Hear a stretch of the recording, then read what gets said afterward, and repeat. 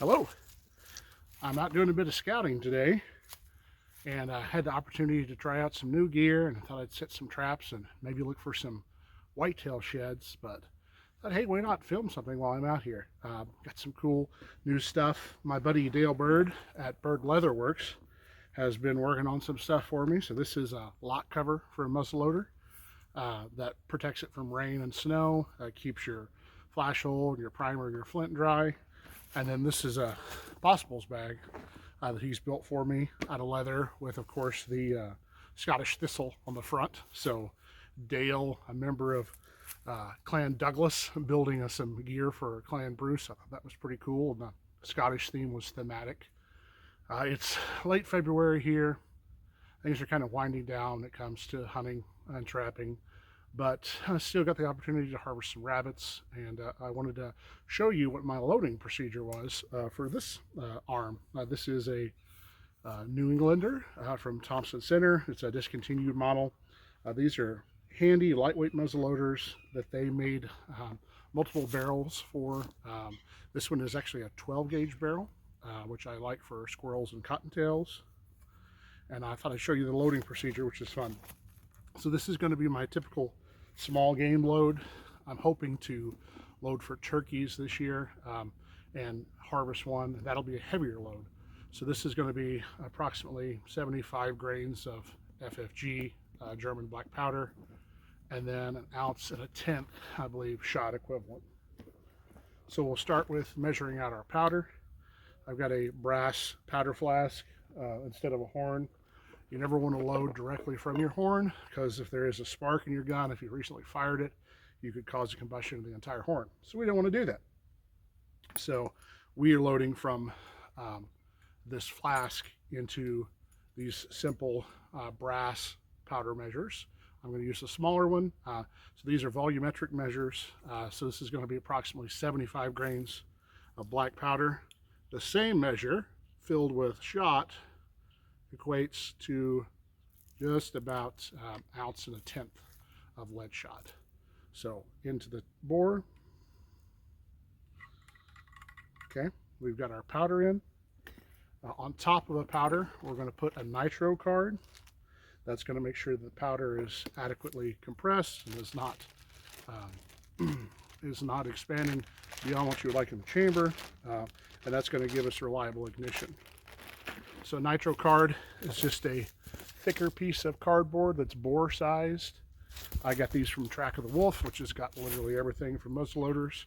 So the nitro card goes in the bore. You get my ramrod. I'm going to seat the nitro card firmly against the charge of powder. You can mark your ramrod for this, but once you get a feel for it, it's not really necessary. So the nitro card is seated. I'm going to return my ramrod in this case. Now it's time to actually place the shot in there, right? But before we do that, what I actually want to do is I'm going to place a wadding that provides an additional cushion. So what I'm going to do to prevent shot deformation, I'm going to use a heavier wad. This is going to be a fiber actual shotgun wadding. I've got these in my mink oil can.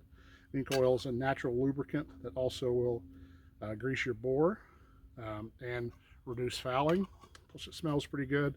It's literally rendered meat fat. It's been used for hundreds of years. So my wadding then is going to go in the bore again. Same thing. I'm going to drive it down on top of my nitro card. Got a good seating. You essentially are able to pull some of the fouling out when you have a grease wad like this. And I think you can do this without a thicker fiber wad, but you ultimately get better patterns. So I mentioned before that I'm using the smaller measure here, which is 75 grains of black powder, approximately 1 ounce and 1/10 of shot. For hunting small game, furred small game like rabbits and squirrels, my preference is typically 6s or 5s. If you're doing quail, dove, that sort of thing, you can get away with smaller shot. I would move down to 7.5. But in this case, squirrels are pretty tough, actually. Cottontails, not so much. So I keep a little bag of high antimony lead 5s in my pouch here. And so that scoop is about 1 ounce and 1/10.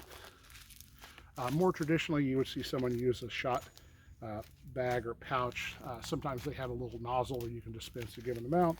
I haven't invested in that at this point. So we've got my shot in now, and their powder. On top of the shot, we're going to place an even smaller disc. This is an overshot card. This keeps it from rattling around in the barrel, ensures that it doesn't spill out. These are very, very thin. Oftentimes you'll get a little bit of a suction on these, so you can slit the edges just to ensure that it is going to seat all the way, because it can be a little bit funny sometimes. In this case, I can tear that with my hand.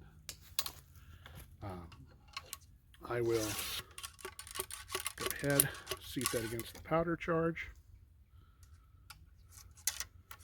So for now, intents and purposes, this is loaded, excepting my primer. This is a percussion gun, so I'm shooting a number 11 Magnum primer with it. And of course, if you were trying to do this in a field expedient fashion, you'd have all this sorted out in individual pockets, which I don't, because this is a demonstration.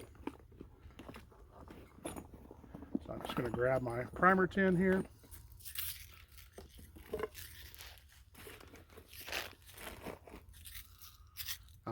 These are Winchester number 11 caps.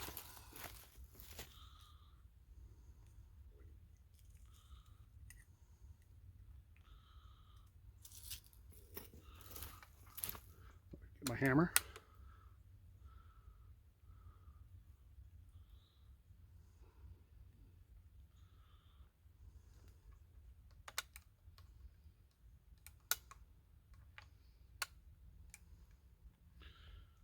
Got that on half cock now, and we're good to go. That's how you load a muzzleloading shotgun for